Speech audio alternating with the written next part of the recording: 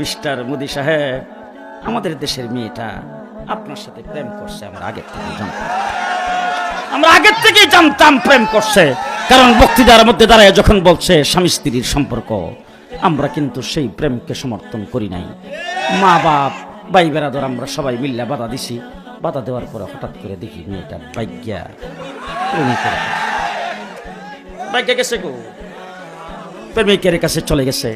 এখন আমাদের দাবি হলো, তুমি ওখানে থাকতে পারবে না, তোমার ওই জামাই আমরা পছন্দ করি না, ওই প্রেমিক আমরা পছন্দ করি না, তার কাছে আমাদের মেয়ে আমরা বিয়ে দেব না, এরকম আমরা করতেছি। শেষ পর্যন্ত যদি বাবা ভাই বেরাদর মেয়েকে যদি আনতে না পারে কি করে? তেজ্য করে, তেজ্য যদি করে দে, বাবার সম্পত্তির মালিক হইতো। তুমি আমরা দেশের মেয়েটাও বাগাই নিছো, আবার যৌতুক চাও। ঘটনা রাখি